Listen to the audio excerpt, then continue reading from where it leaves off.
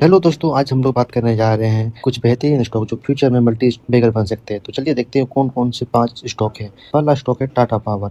ये इंडिया का largest integrated power companies में आता है, क्योंकि इसका जो बिजनेस है सब में फैला हुआ है। थर्मल में फैला हुआ है, कोल प्लांट, रिन्यूएबल एनर्जी भी है, पावर डिस्ट्रीब्यूशन भी है, ईवी चार्जिंग इंफ्रास्ट्रक्चर भी है। बेसिकली यह company old energy plus new energy mix में आता है।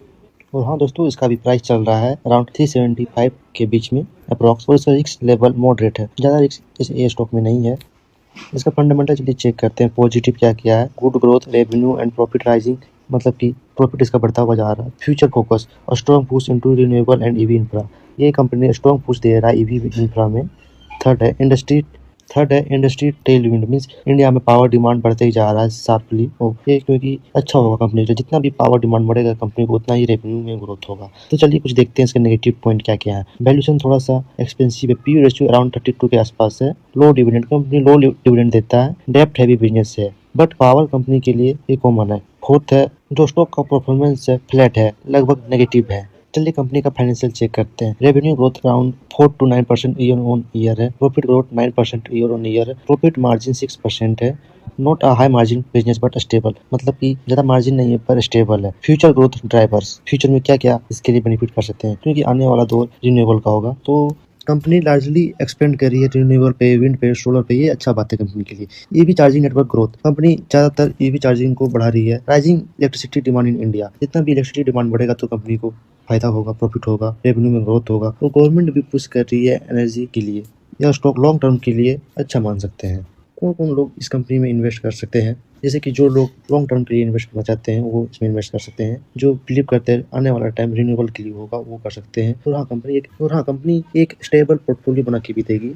और जो शॉर्ट टर्म के लिए इन्वेस्ट करना चाहते हैं तो कंपनी को शायद छोड़ सकते हैं, क्योंकि ये लॉन्ग टर्म के लिए कंपनी है। चलिए फाइनल ऑडिट पे आते हैं। बिजनेस क्वालिटी गुड है, ग्रोथ पोटेंशियल गुड है, वैल्यूएशन भी ठीक ठाक है। ओवरऑल आप लॉन्ग टर्म के लिए इसे देख सकते हैं।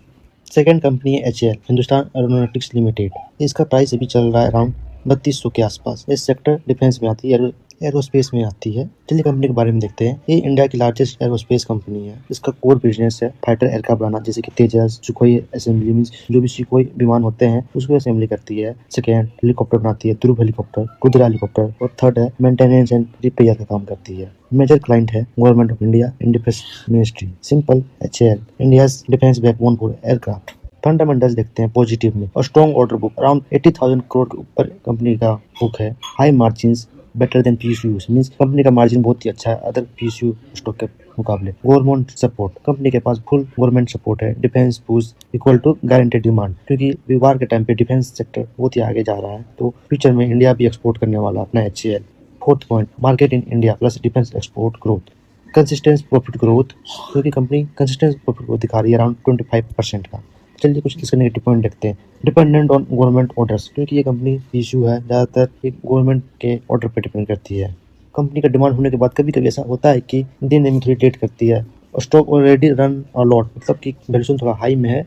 चलिए देखते हैं कंपनी का फाइनेंशियल। रेवेन्यू ग्रोथ स्ट्रॉन्ग है, स्टेबल है। नेट प्रॉफिट मार्जिन भी अराउंड 20% है। वेरी गुड फॉर पीएसयू, क्योंकि बहुत सारे पीएसयू का इतना नहीं होते हैं। डिविडेंड डील अराउंड 2% है। डेप्ट वेरी लो है। Financial much stronger than typical PSU stock, means कि इसका जो फाइनेंशियल है बहुत ही अच्छा है अदर पीएसयू स्टॉक के मुकाबले। फ्यूचर ग्रोथ ड्राइवर्स, मतलब कि फ्यूचर में क्या क्या हो सकते हैं। डिफेंस बजट इंक्रीजेस, आपने देखा होगा कल का ही डिफेंस पैक्ट साइन हो रहा है और डिफेंस बजट बढ़ाया जा रहा है। तेजस एयरक्राफ्ट लार्ज ऑर्डर, क्योंकि फ्यूचर में वार होने का चांस बहुत है, तो इंडिया अपने लिए सेल्फ कैपेबल फाइटर बनाना चाहती है जो खुद मेड इन इंडिया हो, तो उसमें एचएएल का बहुत ही इंपॉर्टेंट रोल हो जाता है। थर्ड है हेलीकॉप्टर डिमांड, हेलीकॉप्टर का डिमांड आर्मी में है, नेवी में है, हर जगह है हेलीकॉप्टर की डिमांड। फोर्थ है एक्सपोर्ट अपॉर्चुनिटीज, कंपनी जो है इंडिया का वो एक्सपोर्ट भी कर सकती है फिलीपींस को, जो अच्छा खासा इसका रेवेन्यू बढ़ा सकती है।